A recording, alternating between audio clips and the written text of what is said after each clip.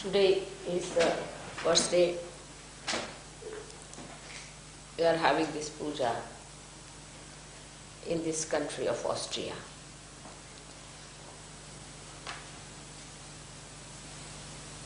This country is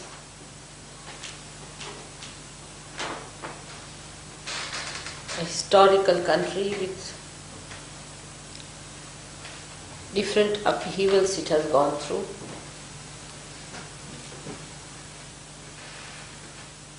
We learned so many lessons in life.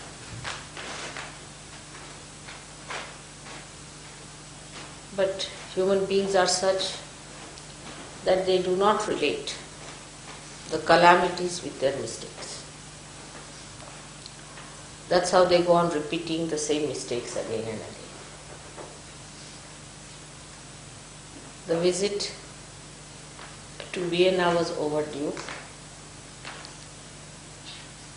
And I came on a day when we had to celebrate the birthday of Machindranath. It's very auspicious for all of you that he should be today complete his 1 year of life.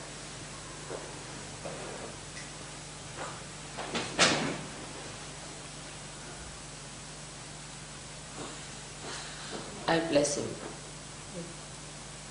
All the flowers, the choicest flowers of beauty and bliss on him and his family, all his relations and his family.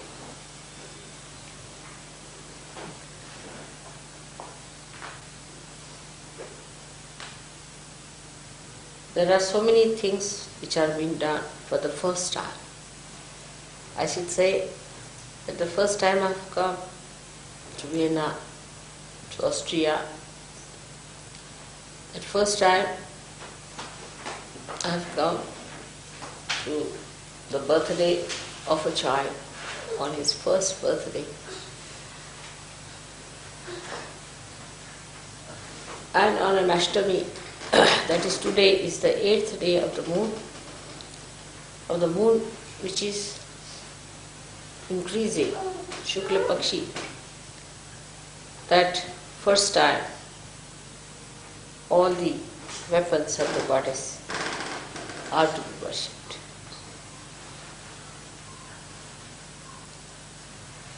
This was a great idea because these weapons who work all the time, not only to kill the evil but to protect the good, were never worshipped before. And that today, if human beings realize their importance and significance,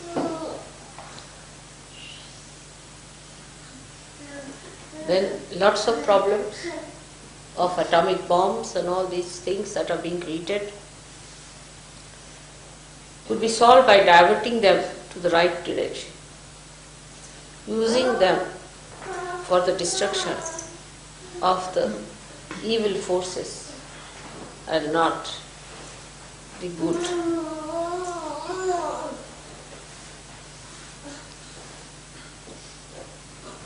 Also for protecting human life, nourishing human life.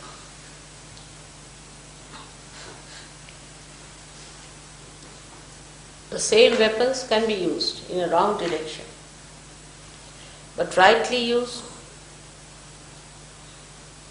they can be dedicated for the use of God's work. All that is created by human beings,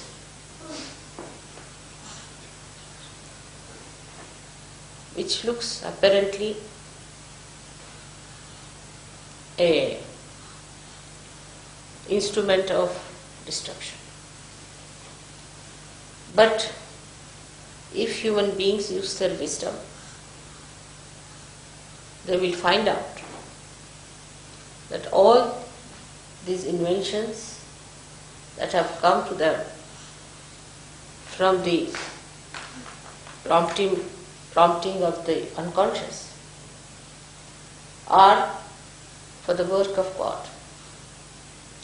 All scientific research, everything that has been done, all these instruments that you have produced are for the use of God. In a way we can say that human beings have worked to create methods as instruments, as social, economic, political institutions,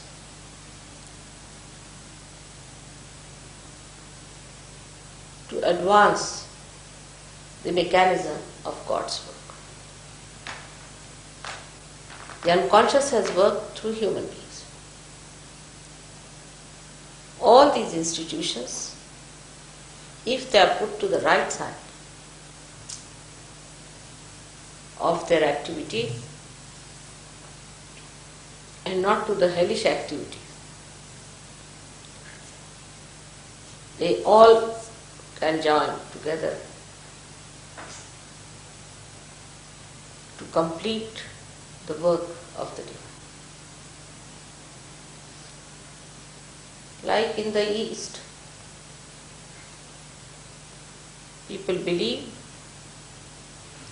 that God has created this beautiful body of human beings, and it is for human beings to create beautiful artistic clothes to enhance the beauty of what God has created, to glorify the beauty what God has created, to respect the beauty that God has created. And that's what has happened in many spheres of life, of human activities, and should have happened in all of them if they had used their wisdom.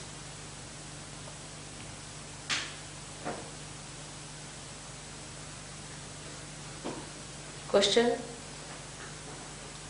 of knowledge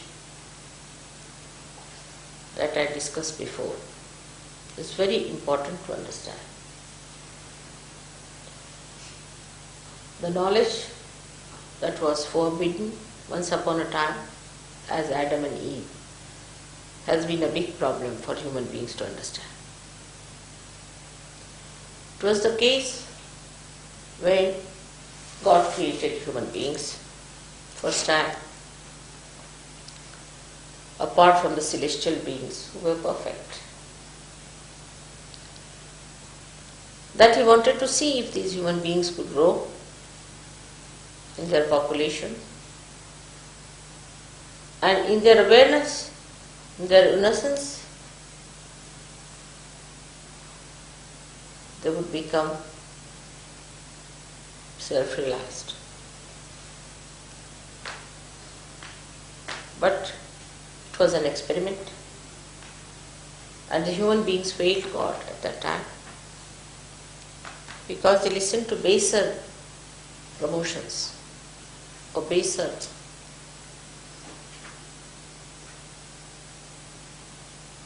prompting.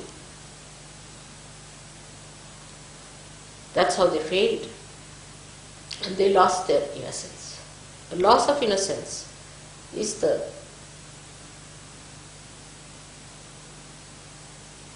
sin which was first committed. And that sin took a different turn for human beings. Now that knowledge, what thou said, is not this real knowledge. That was the avidya, the artificial knowledge, the knowledge that I am something, that I am the doer, the ego. Till the animal stage, there was no ego. And then the ego started growing. We can say that's the beginning of the original sin, that I am something. I am doing something. It's I who can do it. Alright? So God said, let's see. Let's see their little courage. And let them decide. So the plans were changed. One had to think now that we should get incarnations on this earth to help these people, to guide them, to put them into balance, to put them into proper understanding of dharma, so they keep to that balance. But every time I refuse to accept the balance. This I goes very far from reality. Today also, when we come to Sahaja Yoga, I see people, they don't grow very fast. Because of this I, they have questions, they have doubts, they have problems. Because of this original sin, people cannot grow very fast. That I am the one, I am free. Why that? Why this? Who are you to ask questions? Who has made you? Have you made yourself? What did you do to become a human being? Why this kind of egoistical behavior towards God? Why God has made us? Why this thing? Who are you to ask any question? But it is so. The questioning goes on, and such people are very dangerous for search. If they have to come for puja, I am worried. Not because anything will happen to puja, but we may lose them completely. Such egoistical, stupid people get lost. As a mother, I have simple compassion and love for them, and I feel sad that they could have been saved. But this questioning mind of theirs can drown them. This is the basic original sin that human beings have created. Apart from that, we have problem that we have come from animal stage to this stage. So there are animal brutal conditionings within us. Then we have gone through other conditionings which were created in the history by the same Mr. I, who started institutions, who started organizing religions. For example, take Christianity. Christ came here to break your ego. On the contrary, people built a big ego out of it. Now, there are some Sahaja Yogis who believe that Sahaja Yoga is a Christian Sahaja Yoga or a Hindu Sahaja Yoga. Still, that lingers on. That lingers on. That it is a Christian Sahaja Yoga. For Christians, it has to be Christian Sahaja Yoga. For Hindus, it should be a Hindu Sahaja Yoga. For Muslim, it is Muslim Sahaja Yoga. It must relate to Islam because they can't get out of their own conditioning, so it must relate to that. It must explain everything that is there. They can't get out. See something. It could be also a Catholic Sahaja or a Protestant Sahaja. Could be even deeper than that. Like that, you see, it goes on. So you pull Sahaja Yoga into your own categories, into your own small little cups. But it's just the other way around. Sahaja Yoga is the ocean. Is a universal thing. It is a Mahayoga. It is not meant for Christians, Hindus, Muslims, or it's meant for human beings as they were. Have you got animals who are Christians, Hindus or Muslims? This all comes because of the original sin only, that we are something. We are Christians, we are Hindus, we are Muslims. In Sahaja Yoga, one has to understand that all the rivers, whether it is the river Ganges, or the river Yamuna, or it is the river Thames, or your Danube, any river, that all of them flow into the same ocean and become the ocean. They say that when all the rivers flow in the river Ganges, they are all called as Surasari, means the river of the gods. No more people call them by this different name of the tributaries that are there. In the same way, Sahaja Yoga is the ocean. You cannot name it. Do not try to find its identity with other things. If you start doing that, then your mind will start becoming that small little cup. And moreover, if you are coming from some organized religions, it's very important to understand that organized religions make your cup even stronger. It doesn't dissolve. If it is a disorganized religion, then it's a cup of earthenware which can dissolve into this ocean. But if it is a solid, nice porcelain, maison, then there is no possibility. Then you are adhering to all that conditioning, all that solidness, and then it's very difficult. All the time you have to bring in Christ, or you have to bring in Muhammad, or you have to bring in Zoroaster, or someone like that who should be there to guide you. Now your guidance is your spirit, which is unlimited. So you don't have to bring any one of them. They are all within you. They are part and parcel. But to stick on to one person is again a sign that you are not expanding. You know that you are all. You have got Sri Krishna within you, who is awakened. You have got Christ within you. You have got Ganesha within you. You have got Brahmadeva within you. And you have got Muhammad within you. And you have got all of them. Moses, everyone within you. So how can you be identified with one person? The reason is you are still conditioned. And you want to drag it into your own condition. So try to bring it at a position where there is no condition. We can see our conditioning works so much with our style, because as human beings we have a habit of forming a closed sector. Whether it is ourselves, first we close ourselves as I am X, Y, Z. Then we can club together as, say, we are, say, people who use fork and knives. There could be people who just use the fork and knives this way, can be clubbed together. The others who use this way can be another way. So it goes on like that. All kinds of stupidity that human beings have to club together. Alright, use the way you like, makes no difference. You eat the same food, it digests the same way, it works the same way. But as far as the outside is concerned, when it comes to human activity, they will use the fork and spoon in a different way. Somebody will use their hands, fingers, and somebody will, may use daggers. I don't know how they can manage to go to what limit. So this is what it is. In doing something, in doing any activity, then only human beings make it a closed circuit. That this is how we do it, this is how they do it, how it is the method of another party or people. This groupism is the worst of all and is against the laws of nature. You can be an individual as far as your appearance is concerned, as far as your hair color is concerned or your eye color is concerned. That's God has created you that way. But all other things that you have created are dead.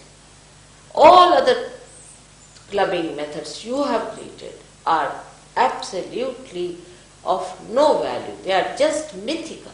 There's nothing truth in it, nothing that should be worthy considering. It's just a myth. So one has to understand that there is nothing like a Sahaja Yoga, which is a Christian Sahaja Yoga, which is a Protestant Sahaja Yoga, or a Catholic Sahaja Yoga. I find this at a very subtle point where people talk of collectivity, that they don't understand that we are not collective because we have so many tags, attached to us, like the conditionings of our own doings. It could be in Switzerland, it could be in Austria, it could be in Rome, or it could be in India, anywhere. These conditionings we have to get rid. We should know we are human beings created by God, and whatever is within us, that is real, created by Him, is the only thing that we have to be. And all the rest of conditioning we should try to be. Everything is complementary. From this place you have to learn something, from that place you have to learn something. Every place has something to learn and to understand. And there is nothing that can be retained by some people as something higher or lower. But of course, where this ego has developed more, this original sin has developed more, there is a possibility that such human beings must have created more conditioning. Naturally, the conditioning is much more. Or where they have been not at all moving about religion, about God, and have been sticking on, like you can say in Africa and all these places, could be that the conditioning could have been by the other forces called as Adi Bhautik, means the ones which are created out of what God has created. Like if they see the moon, they are afraid of the moon. If they see the trees, they are afraid of the trees. Sort of a mythical ideas about the nature itself. See, so there are two styles, as you always know. One is where they create a mythical ideas about the nature, the mythical side of nature. That is Adi Bhautik. And Adi Daivik are the mythical ideas about what you can produce. You are God. You are the Devas. And you want to create this. I am this, I am that. So there are two types of conditionings which work on it. And in modern times it is such a confused thing that both these sides, I don't know where they act. For example, the other day I was coming near the cemetery in Vienna, and I was amazed that it was a cemetery, but it was catching on right Swadhisthana. So I said, all the booths must be active now, because I can't understand how can the cemetery have a right Swadhisthana. This is how it can be explained, that all the booths are now active, or maybe they are again born. See, they must have been dead hundreds of times, they must have created graves after graves, and only there are empty graves, and they are active now. Or maybe that the booths themselves are active, they are no more there, they have all disappeared from there, it could be that.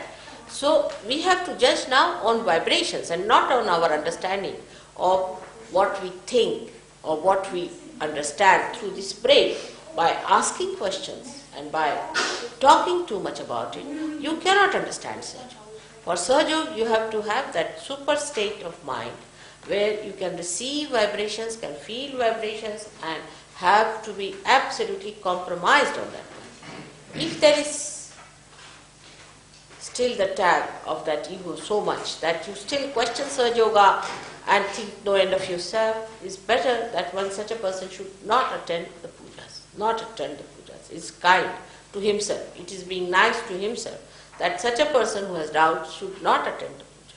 Because puja is only meant for people who have received that state of mind which is called as nirvikalpa, where there is no vikalpa, where there is no doubt in your mind. If there are still doubts in your mind will be still very powerful and it is going to put you down. So either before puja you tell your mind to keep quiet. Tell him not to talk now. Better keep quiet. Now I have to ascend and I have to receive the blessings of the divine. So just keep quiet. And if you cannot keep quiet, then I cannot ascend. I have told you many a times it's like a donkey. Mind is just like a donkey. If you go behind the donkey, it kicks you. It will tell you that you are the bad man, you are the worst man, all the self-pity will come. If you go ahead with the donkey, then he'll put his ears to you, you can hold him like an egoist, you can go wherever you want to, what you like, what's wrong, it will not control. If you sit on top of the donkey, it will still play about with you to see how you work on.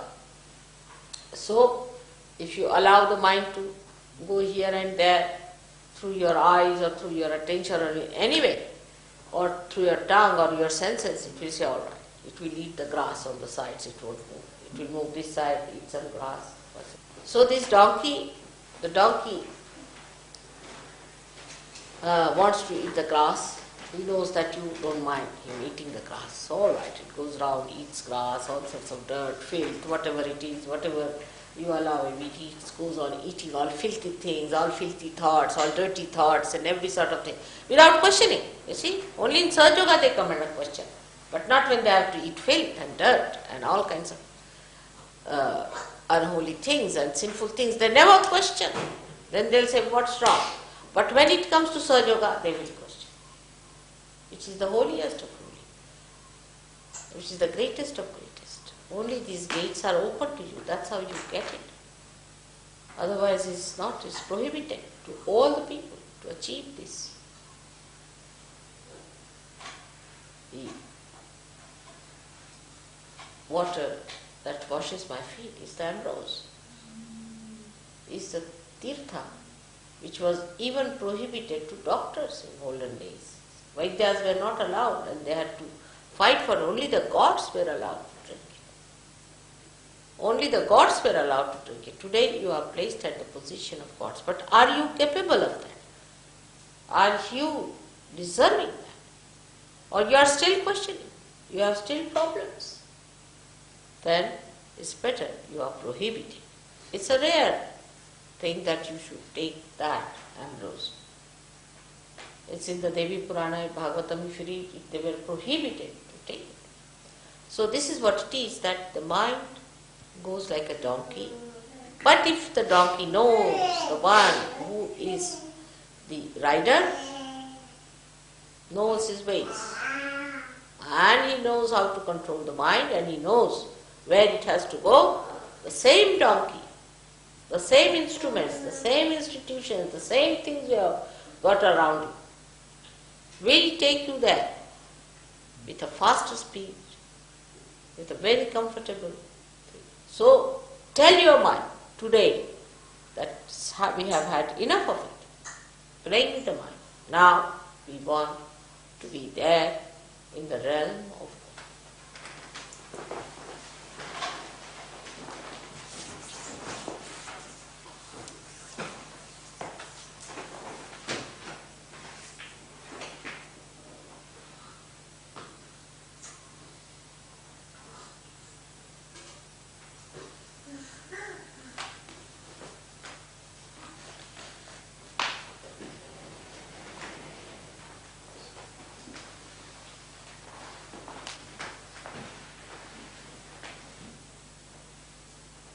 tell your mind fully. Tell your mind is important.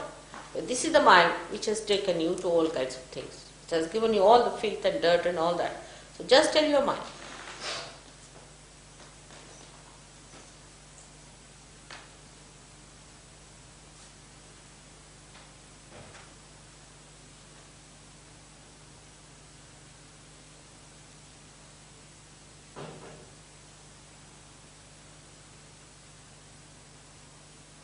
May God bless you.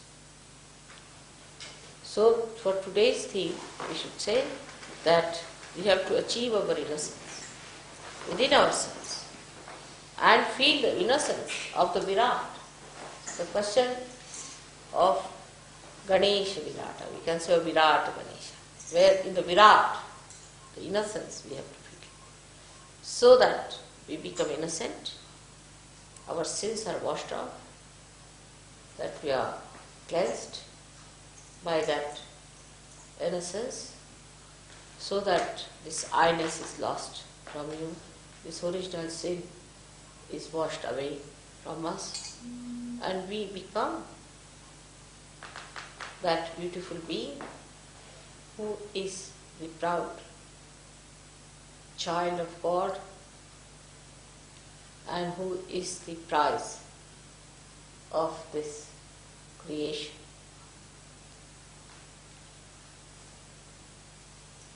May God bless you. Many people ask me before also that, Mother, why we became like this? Why didn't God just made us aware of ourselves without committing all these mistakes and why we had to go through this all vicious circle. At that time, I didn't want to say that you have committed the original sin, that you have disobeyed God, otherwise things would have worked out in a different way, not have been so lengthy. Because if you tell them that, then there's another thing that happens to them is that they become left-sided and they start feeling guilty about the original sin, you see. So we have to jump from ego to original sin part of it. But that part if you avoid, only one can say in the beginning that evolution would not take place without this freedom being given to you see, because freedom was first tested.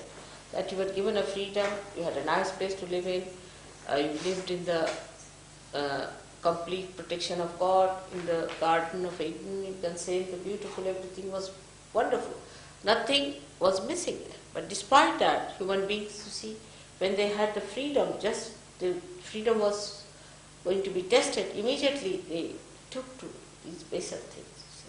And that is the way God had to then change the whole plans, because the baser things of life were attractive, even with all the blessings that they had, all the animosity and the, we can say all the animal feelings, we can say, were still attractive to human beings, and that's what was most surprising. And when these things happened, naturally the freedom itself had to go through the test of improvement, and that test was all this whole creation of human beings that took place.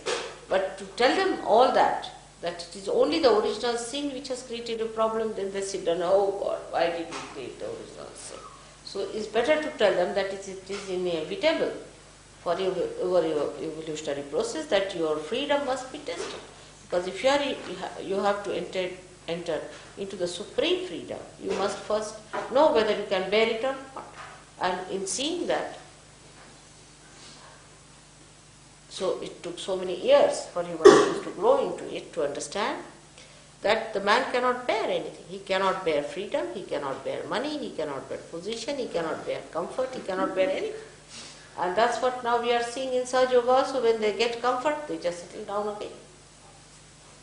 When they get any blessings of material wealth, it will happen.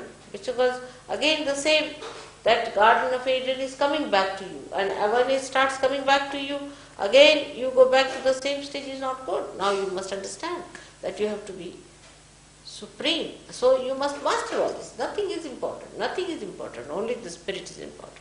Then only you can get out of. This is also can act as a temptation for you. You see, all the blessings that are coming to you are temptations. So you should be prepared. Nothing is more important than the spirit. You see, we are prepared for any kind of thing to achieve the spirit. We are not bothered as to what blessings we get on it. But what we want is the freedom of spirit, which is not hankering after anything, hankering after material things, so that you will be like a lamp which is giving light without getting involved into the lamp itself, whether it is of gold or silver or anything. It can burn the light even if it is made of mud. That's what is to be achieved by Sahaja Yogis, to be understood. Because this is a very precarious stage where I find people are again drifting down. So now we have to humble down ourselves. To say, I have not known anything, Mother, so far, I have to know. Because this is the knowledge of the root, which you do not know. This is a new knowledge for you. What can you question about? You don't know anything. You have to know about the knowledge of the root. So humble down yourself, and then only you will receive the blessings of this new growth. That is the growth that is inward, inside, the Antar Yoga. Unless and until you humble down, it won't work out. You have to humble down. Because as soon as you start asking questions, it's your ego that's asking questions. So humble down to grow into it and to go further with the knowledge of the roots. It is surprising that in India only this knowledge has been really sought after, and people have gone very deep down. That's why every one of them had to come to India. Even Christ came to India to know about how people are searching it out, to support them, to help them. So it is important that the knowledge of the root has to be done in the area where it is more possible. It is easier to do where the roots are not disturbed. And that's what was the country, India, where people searched it out. But when they started going out again, they become stupid and foolish. And when we see them they're outside. But we don't see what tremendous work seers have put in it. Tremendous. I mean, you take one of them and it's sufficient to give you full idea of surgery. You take a simple person, a very simple person like, say, Sainath, who was, to look at, very simple, but what tremendous ocean of knowledge he had, who was not educated or anything. Nobody knows where he was born, what happened, from where he came, and where he lived, and how he came up to that age. No one knows about his background. Or you take Adi Shankaracharya, or you can take Kabira, or anyone. For example, you take Machindranath. If you read about Machindranath, you won't know. You think it's some sort of a mysterious knowledge he's giving. It's a tremendous work. They went into all the left and the right and everything they did. All kinds of experimentations. If you see the books they have written about Navnath, the 9 Nathas, and about Machindra's life, Machindranath went into such depth and he found out so much about the places where women were rulers. I think must be the Belgian place. He must have been. Where women were the rulers and husbands were just like cabbages and this and that, and all kinds of things he discovered.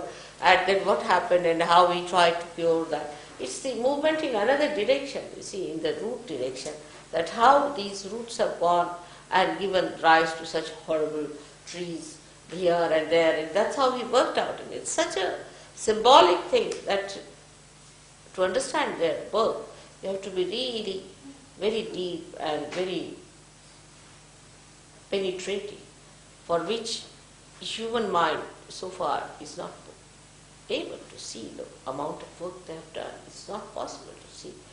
Like if you see Adi Shankaracharya's descriptions, or that even Markandeya's descriptions about your mother, is remarkable.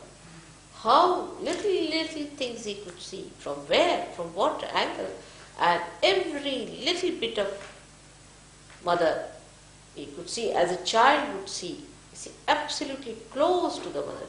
That means the innocence was complete and perfect. Otherwise you can't see these points that they have seen, all the little things like the 3 folds of the mother.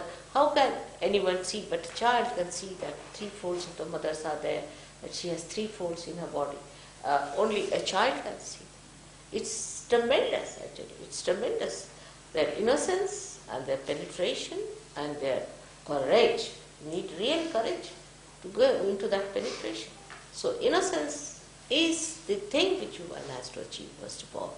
But it should not be like this through Christ or through Ganesha. It should be you who should have it. Once you are the innocence, you don't have to say that. You don't have to come to through someone. You are that. You just directly can ask. That business is meant for people who are not realized, meant for people who are stupid, meant for people who cannot directly attain. You all can directly attain it. That is your blessing. That's the greatest thing, that you can directly achieve all that. But you have to get to that position of innocence by which you become so subtle, so sukshma, because innocence is the subtlest thing, that you enter into all the areas to know the knowledge of the roots, knowledge of the tree of life. And it's not meant for the stupid, egoistical, nonsensical people. They become Rakshasas, actually they are Rakshasas. So we are not going to go their way. We have to go the other way around. So we have to humble down within ourselves and try to awaken your innocence. Once that is the holy innocence, that pavitra innocence within you. In Sanskrit language, there is no word for innocence. Because for them, whatever is holy, auspicious, everything is innocence. There is no word separate for innocence. because they can't think that there can be innocence existing in the air like that. It has to be inside something. You see, it is always sort of a cup can only contain the water like that. So they cannot think. We cannot think of water hanging in the air like that. You see, it has to have some cup. So they will say auspicious time, auspicious person, or auspicious things, auspicious night, auspicious day. Everything is contained, container, like a container. The container that can have innocence. You see. So the auspiciousness again is auspicious. It's an adjective. There is nothing like saying that this is a solid innocence, Shubha. Shubha itself is an adjective. There is no noun for innocence. Innocent it can be, but innocence itself doesn't exist for them because it exists everywhere that is innocent. It's such a wider idea, it's a wider idea of the Virat Ganesha. When he is in the whole of Virata, how can you put him down in innocence? It's so much subtle. It's too subtle to be made into a noun. It's too subtle a thing. And we have to become that subtle.